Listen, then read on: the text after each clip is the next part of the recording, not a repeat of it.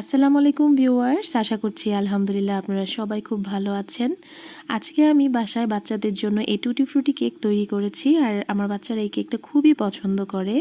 চাইলে আপনারা খুব সহজেই এই কেকটা বাসায় চুলায় তৈরি করতে পারেন। আর আজকে আমি কেকটা তৈরি করব গ্যাস ওভেনে।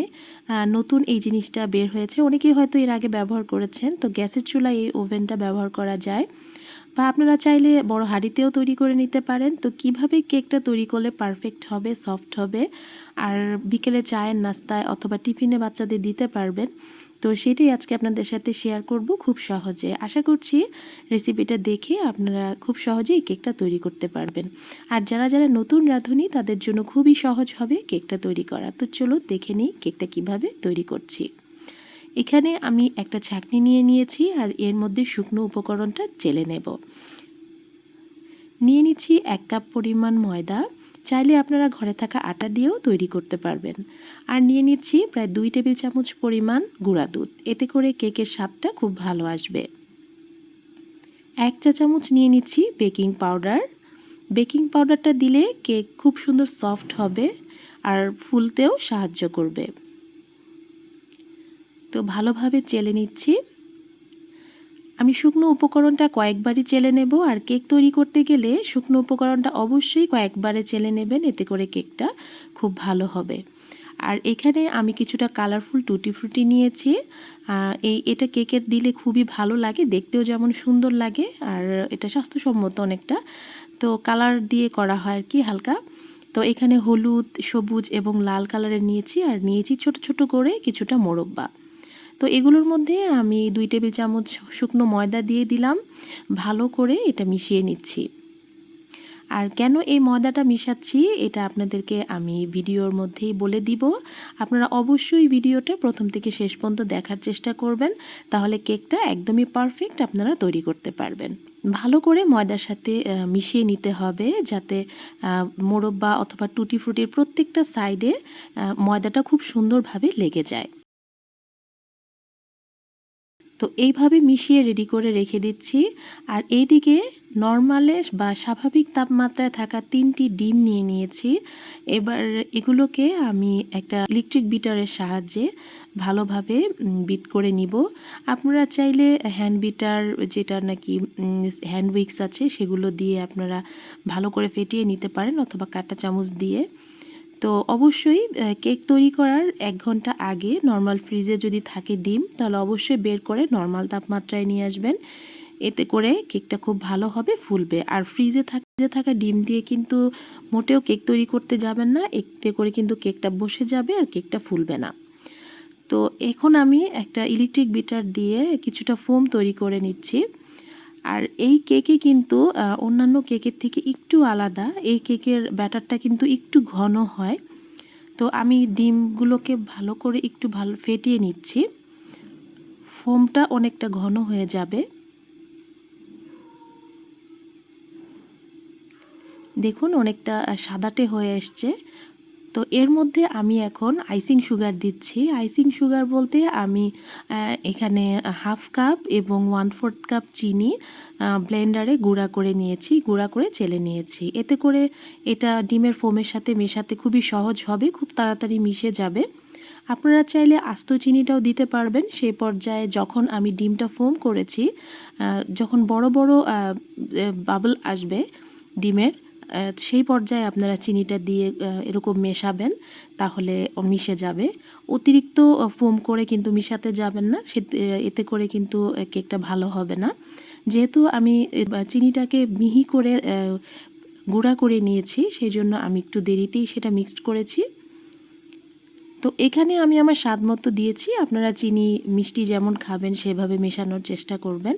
আমি এখানে 1/2 কাপ প্লাস 1/4 কাপ পরিমাণ চিনির গুঁড়া মিশিয়েছি, আস্ত চিনি গুঁড়া করে এখানে দিয়ে দিলাম। তো এখন ভালো করে মিশিয়ে নেওয়ার পর এখানে আমি সামান্য একটু লবণ দিয়ে দিলাম। যে কোনো মিষ্টি খাবারে আমি লবণটা দেই, আমার কাছে সেটা ভালো লাগে, আপনারা চাইলে স্কিপ করতে পারেন না খেলে। আমি এখানে 1/2 কাপ প্লাস 1/4 কাপ পরিমাণ সয়াবিন তেল মিক্সড করলাম। আপনারা চাইলে এখানে মেল্টেড নর্মাল বাটারটাও ইউজ করতে পারবেন সম পরিমাণে। তো ভালো করে মিশিয়ে নিচ্ছি। তো এই পর্যায়ে আমি মিশানো হয়ে গেছে। আর তেল দেওয়ার পরে কিন্তু মোটেও অতিরিক্ত বেশি বিট করা যাবে না। তো এখানে আমি দিয়ে দিচ্ছি 1 চা চামচ পরিমাণ অরেঞ্জ এসেন্স, মানে ডিমের গন্ধটা দূর করার জন্য আমি এখানে একটা ফ্লেভার দিয়েছি অরেঞ্জের। আপনারা চাইলে ভ্যানিলা এসেন্স দিয়েও কেকটা তৈরি করতে পারবেন। তো আমার কাছে অরেঞ্জ এসেন্সটা ছিল, এই জন্য আমি সেটাই দিয়েছি। ভালো করে মিশিয়ে নিচ্ছি। আর এই পর্যায়ে কিন্তু মোটেও অতিরিক্ত বেশি বিট করা যাবে না, তাহলে কিন্তু কেকটা একদমই শক্ত হয়ে যাবে। তো সব কিছু মিশানো হয়ে গেলে এখন আমি বিটার মেশিনের ইয়াটা তুলে নিচ্ছি।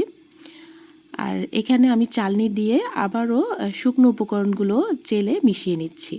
আমি এর আগে কিন্তু 2 বার চেলে নিয়েছি, এবার আরেকবার চেলে নিচ্ছি। মোট 3 বার চেলে তারপর আমি কেকের মিশ্রণের সাথে দিয়ে দিচ্ছি।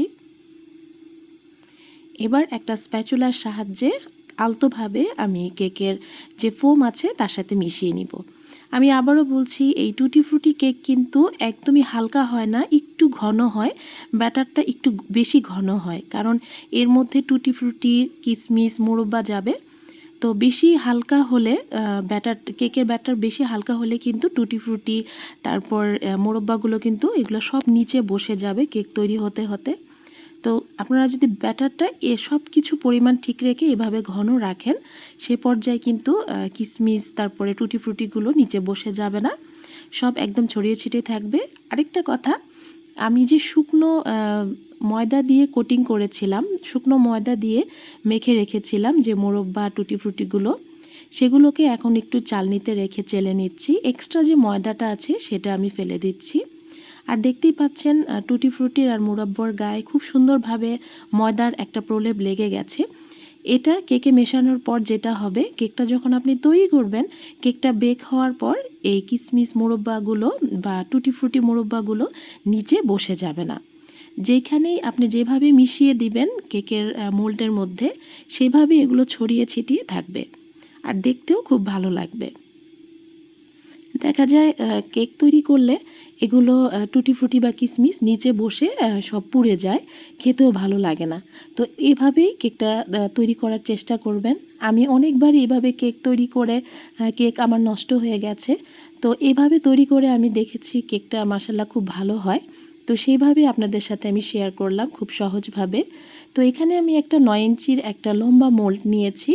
এটার মধ্যে আমি অনেক সময় ব্রেডও তৈরি করি, আর আজকে কেকও তৈরি করব। এর মধ্যে সয়াবিন তেল আমি ব্রাশ করে নিয়েছি, আর লেখালেখির যে কাগজ আছে, কাগজ লাগিয়ে নিয়েছি, কেটে লাগিয়ে নিয়েছি। এরপর এখানে একটু উঁচু থেকে আমি দিয়ে দিচ্ছি কেকের ব্যাটারটা দিয়ে দিচ্ছি।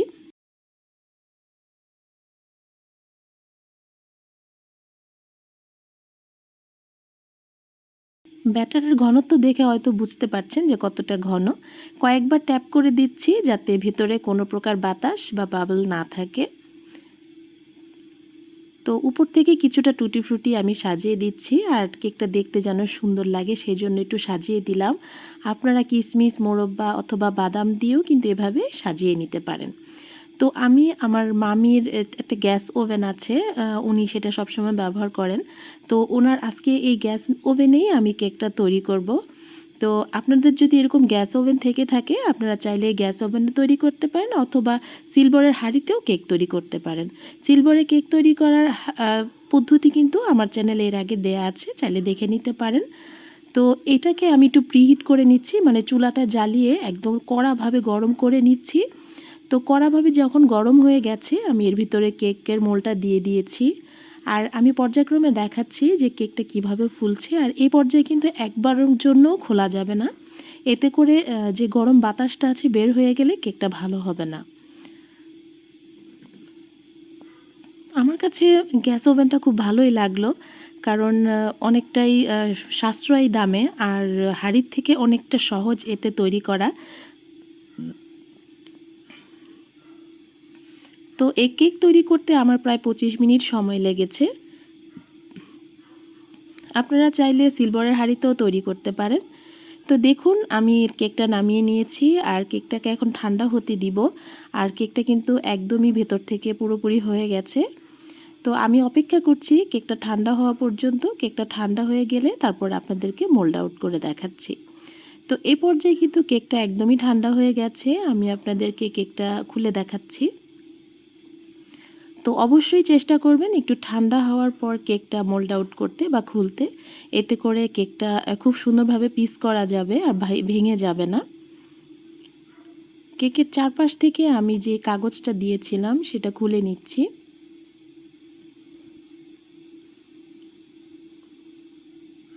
দেখুন মাশাআল্লাহ কালারটা কত সুন্দর এসেছে। এখন কেকটা আমি একটু পিস করে আপনাদের দেখাচ্ছি।